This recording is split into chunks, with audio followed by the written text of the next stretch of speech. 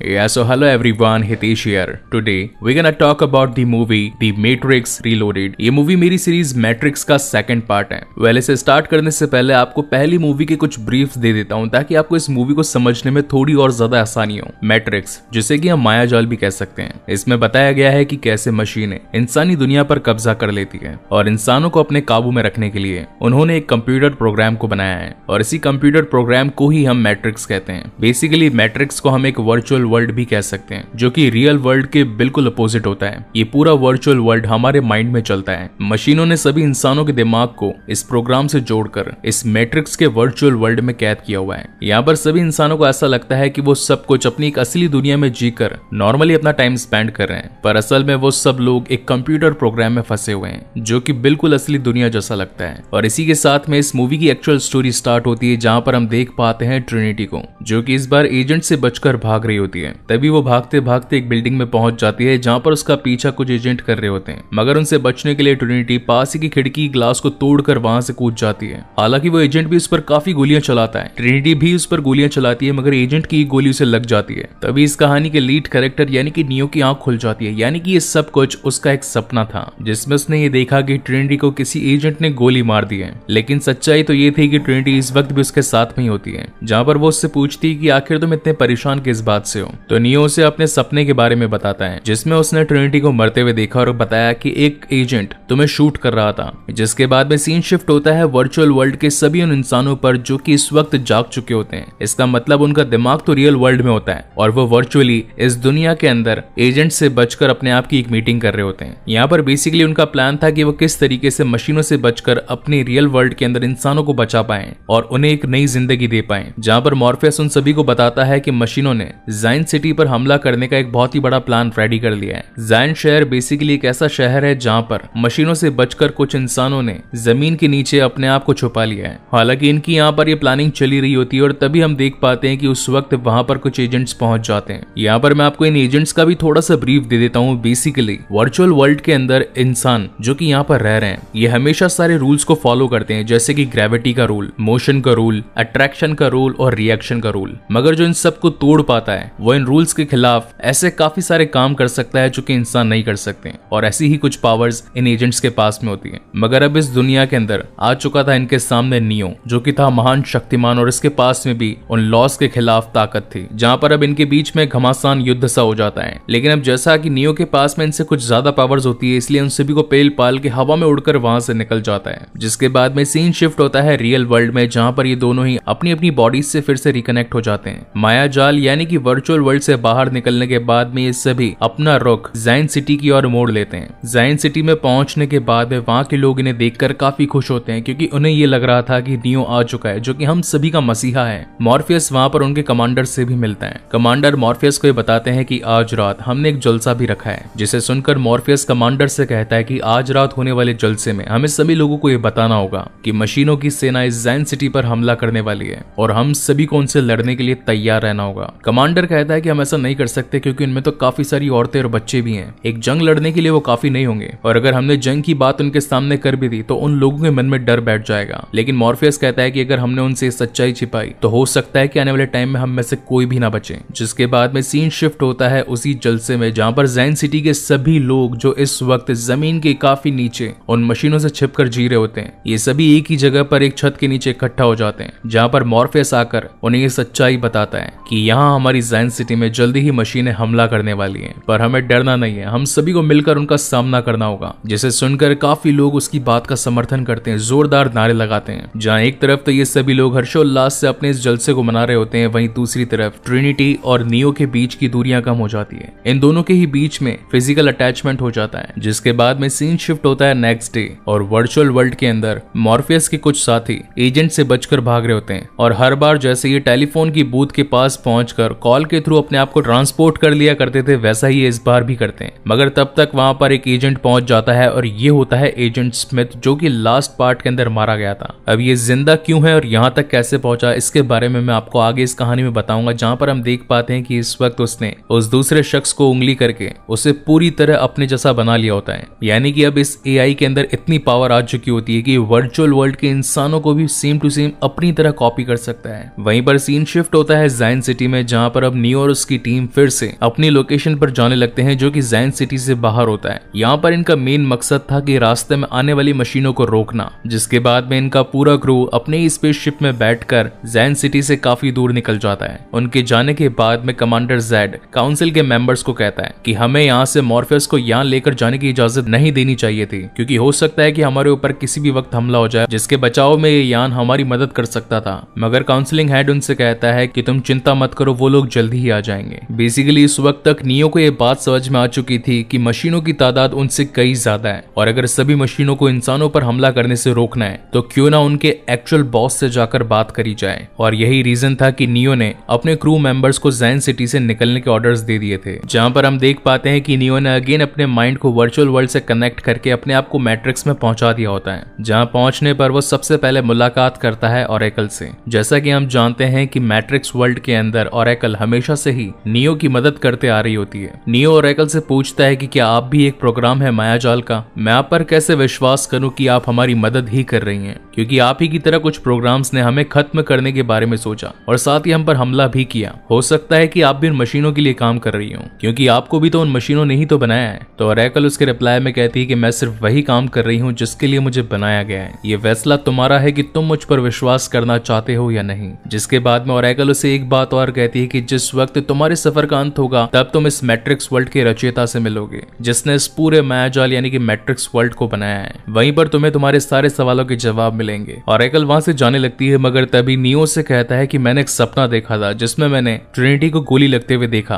और वो जमीन पर गिरकर मारी गई थी। तो ऑरेकल उससे कहती है कि क्या तुमने उसकी लाश देखी? तो नियो कहता है कि हर वक्त उस हादसे के बाद में मेरी आंख खुल जाया करती थी। जिसके रिप्लाई में ऑरेकल कहती है कि अब तुम्हारे पास में फ्यूचर में होने वाली घटनाओं को देखने की शक्ति आ चुकी है। इसका मतलब ये है कि अब आगे तुम्हें बिल्कुल सही फैसले लेने होंगे। अगर तुमने ऐसा नहीं किया तो पूरी जैन सिटी खत्म हो जाएगी। अगर तुम सभी लोगों को बचाना चाहते हो तो तुम्हें मुख्य कंप्यूटर तक पहुंचना होगा और वहां जाकर रचयिता से मिलना होगा। वहीं पर तुम्हारे सफर का अंत होगा। उसी की मदद से तुम इंसानों और मशीनों के बीच होने वाले युद्ध को रोक सकते हो। साथ ही ऑरेकल उसे ये भी बताती है कि मुख्य कंप्यूटर और रचयिता तक पहुंचने के लिए तुम्हें एक चाबी वाले की जरूरत पड़ेगी। वही तुम्हारी वहां तक पहुंचने में मदद कर पाएगा, जिसके बाद तुम्हारी मुलाकात रचयिता से होगी और फिर तुम्हें कुछ फैसले लेने होंगे। ये कहकर ऑरेकल वहां से चली जाती है, लेकिन तभी वहां पर एजेंट स्मिथ पहुंच जाता है। नियो स्मिथ को देखकर काफी हैरान हो जाता है, क्योंकि उसे तो ये लग रहा था कि उसने लास्ट पार्ट के अंदर उसे बिल्कुल खत्म कर दिया है। तो एजेंट स्मिथ उससे कहता है जब आपने मेरे अंदर घुसकर मुझे मारने की कोशिश करी तो आपकी शक्तियों का कुछ अंश मेरे अंदर रह गया और उनसे मैंने अपने आप के प्रोग्राम को रीडेवलप कर लिया। मैं अब बदल चुका हूँ और अब मैं एजेंट भी नहीं रहा, मैं अब एक आजाद प्रोग्राम हो चुका हूँ। इसका मतलब ये कि ना ही मुझे कोई इंसान कंट्रोल कर सकता है और ना ही कोई मशीन। ये एआई मेरी खुद की तरफ से चलता है। हालांकि नियो इन बातों को समझ नहीं पाता कि एजेंट उससे कहना क्या चाहता है। वो उसे अपने रास्ते से हटने के लिए कहता है, लेकिन तभी हम देख पाते हैं कि वहां करीब 100-150 सेम टू सेम दिखने वाले एजेंट्स पहुंच जाते हैं और फिर शुरुआत होती है इस मूवी की one of the best fight की, जहां पर नियो एक एक करके उन सभी एजेंट्स को धूल चटा रहा होता है। वेल यहाँ पर सारे एजेंट्स भी उसे कड़ी टक्कर देते हैं, लेकिन अब जैसा कि नियो महान शक्तिमान द चूजन वन बन चुका होता है तो उसके सामने ये सब कहां टिकने वाले थे और वहीं पर वो उड़ उड़ के सभी को पेल रहा होता है। मगर तभी हम देख पाते हैं कि उन एजेंट्स की तो गिनती कम हो ही नहीं रही है, वो तो धीरे धीरे करके और ज्यादा बढ़ते जा रहे हैं। अगर 100 उसके रास्ते से हटते हैं तो 200 पहुंच जाते हैं और अगर 200 हटते हैं तो उसके सामने 400 पहुंच जाते हैं। इतने सारे एजेंट्स के होने की वजह से वहां पर नियो धीरे धीरे हार मानता हुआ नजर आता है, जिसके बाद में खुद एजेंट स्मिथ आकर उसकी बॉडी को भी एक्वायर करने के बारे में सोचता है, क्योंकि उसने ये सारे एजेंट सभी के शरीर में उंगली करके अपने आप की जैसे रिक्रिएट करे होते हैं। वो नियो के साथ में भी यही करता है, मगर हम देखते हैं कि नियो फिर से अपनी बॉडी को रीजनरेट कर लेता है और वापस से अपने रियल वर्ल्ड में पहुंच जाता है। ट्रिनिटी उससे पूछती है कि तुम इतने हैरान क्यों लग रहे हो, तो नियो उसे बताता है कि वर्चुअल वर्ल्ड के अंदर काफी सारे एजेंट स्मिथ जैसे दिखने वाले एजेंट्स पहुंच चुके हैं। हो सकता है कि ये मैट्रिक्स वर्ल्ड का कोई ग्लिच हो, मगर ये हम सब की जान ले सकता है, क्योंकि हमें तो पहले सिर्फ एक एजेंट से डर था, अब तो वहां पर काफी सारे एजेंट्स हो चुके हैं। हालांकि ऐसा होते हुए उसने पहले कभी नहीं देखा था। स्मिथ ने किसी तरीके से लोगों को बदलकर अपने हमशक्ल बनाने का तरीका ढूंढ लिया है। मॉर्फियस उससे पूछता है कि तुमने ऑरेकल से बात करी, आखिर उन्होंने तुम्हें क्या बताया? तो नियो मॉर्फियस को बताता है कि उन्होंने मुझे किसी चाबी वाले से मिलने के लिए कहा है, जिसके बाद में अब ये सभी लोग वापस से वर्चुअल वर्ल्ड के अंदर जाकर एक शख्स से मिलने के लिए पहुंचते हैं, जिसका नाम होता है मेरोविन जिन, और ये वही शख्स होता है जिसने चाबी वाले को अपनी कैद में रख रखा होता है। नियो उसे कहता है कि हमें चाबी वाले की जरूरत है, मुझे उस तक पहुंचा दो। तो मेरोविन जिन उसकी बात नहीं मानता और उसे वापस से यहाँ से जाने के लिए कह देता है। हालांकि नियो वहां से जाना तो नहीं चाहता था, मगर वो यहाँ पर वर्चुअल वर्ल्ड में आम इंसानों के बीच में झगड़ा भी नहीं करना चाहता था, इसीलिए वो मॉर्फियस और ट्रिनिटी के साथ में वापस से जाने लगता है, मगर तभी उसके रास्ते में मेरोविंजियन की वाइफ आ जाती है और वो उसे कहती है, मैं तुम्हें जानती हूँ, मुझे ऐसा लगता है कि शायद मैं पहले तुमसे कभी मिल चुकी हूँ, मैं इस काम में तुम्हारी मदद कर सकती हूँ, मगर इसके बदले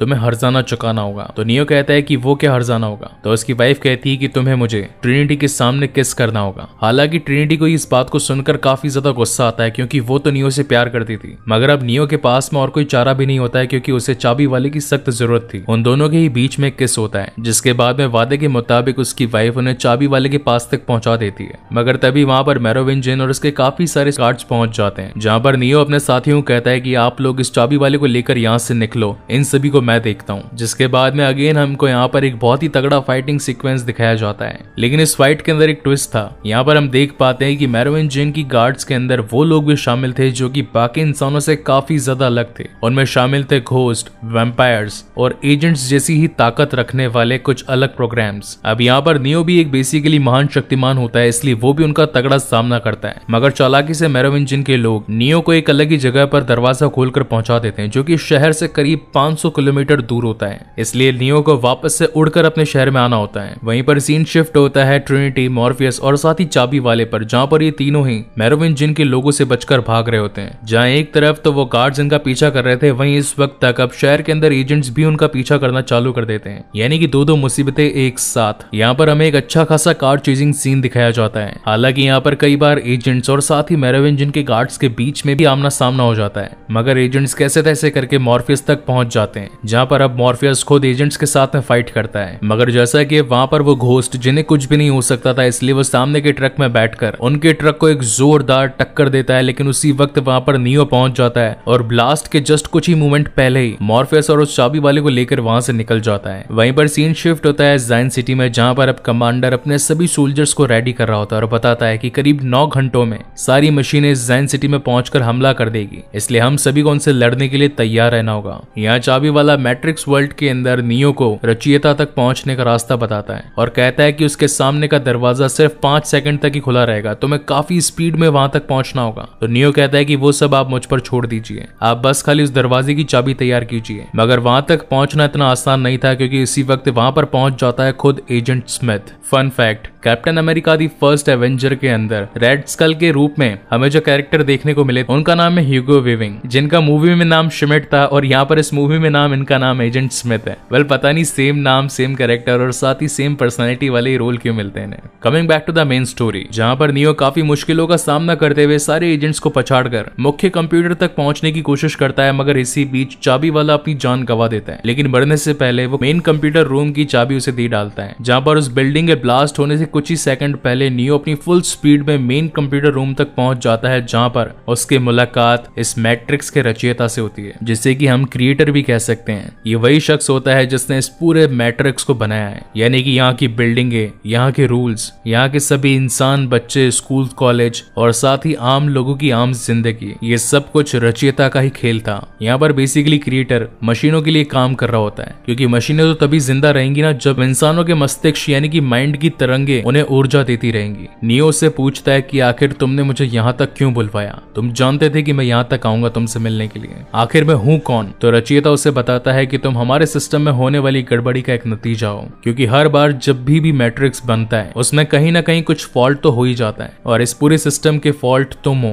क्योंकि तुमने अपने आप को रूल्स से फ्री कर लिया है। तुम वो सारे काम कर सकते हो जो कि यहाँ के आम लोग नहीं कर सकते। तुम हमारी 6वीं गलती हो, यानी कि अभी तक ये 6th नियो था जो कि क्रिएटर से मिलने आया था, यानी कि इसके पहले 5 बार मैट्रिक्स को बनाकर खत्म किया जा चुका था। इन बातों को सुनकर तो नियो भी हैरान हो जाता है कि वो पहला नहीं है जो रचयिता तक पहुंचा है, उसके पहले भी 5 महान शक्तिमान रचयिता से मिलने आ चुके हैं। हालांकि नियो इन बातों को समझ नहीं पाता। तब रचयिता नियो से कहता है कि हर वक्त महान शक्तिमान को मुझ तक पहुंचने में काफी मुश्किलें आती हैं, और मिलने के बाद उन्हें एक फैसला करना होता है, और वही फैसले की घड़ी आज तुम्हारे सामने भी है। एक्चुअल में रचयिता नियो से ये कहना चाहता है कि हर वक्त जब हम एक मायाजाल को बनाते हैं हैं तो वो कुछ टाइम पीरियड के लिए सही चलता है, और जब इसमें तुम्हारे जैसे ग्लिच आ जाते हैं तो उसका लास्ट पॉइंट मुझ तक ही आकर खत्म होता है। और सेम टू सेम इस बार भी होने वाला है। ये पूरी दुनिया, ये पूरा वर्चुअल वर्ल्ड खत्म होने वाला है। इसके बाद में एक और नई वर्चुअल वर्ल्ड की रचना होगी, मगर उसकी शुरुआत से पहले तुम्हें कुछ फैसले करने हैं। तुम्हें उन दोनों चीजों में से कोई एक चीज को चुनना है। पहली तो है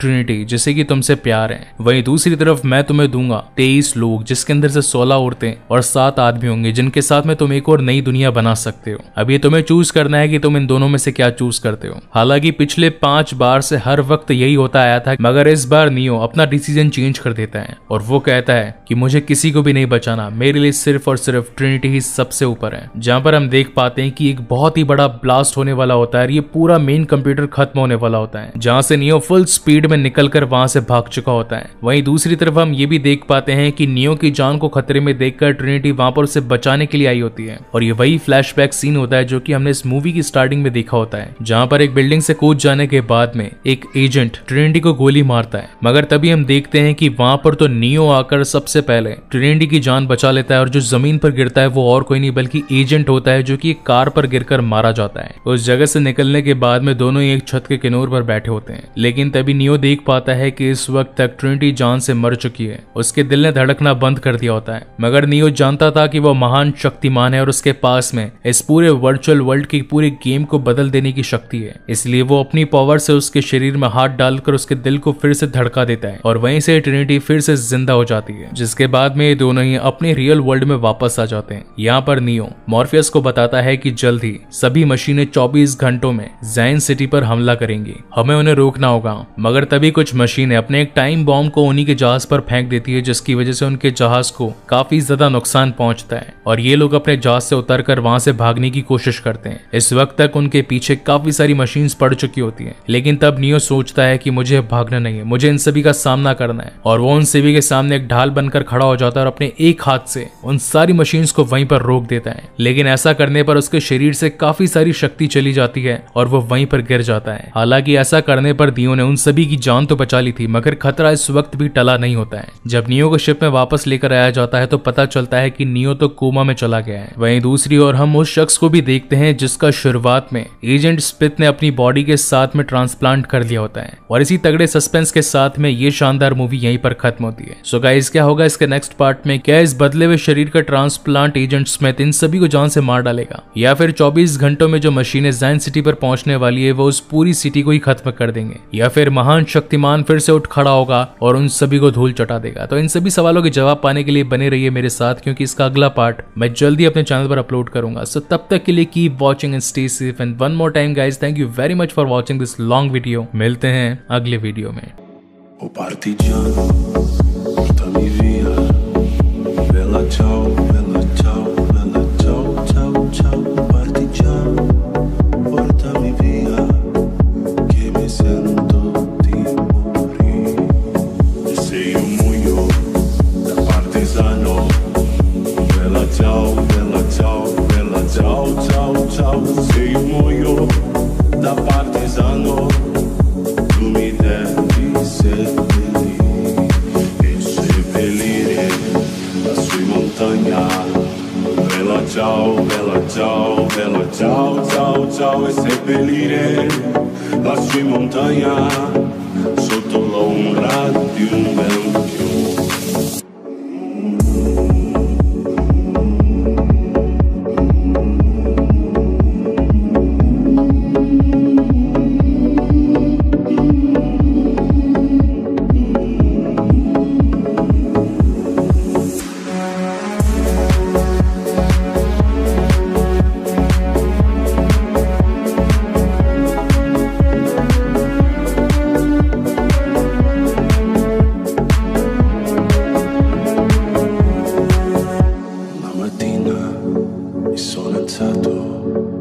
Bella ciao, bella ciao, bella ciao, ciao, ciao. Una mattina mi sono alzato e ho trovato invaso.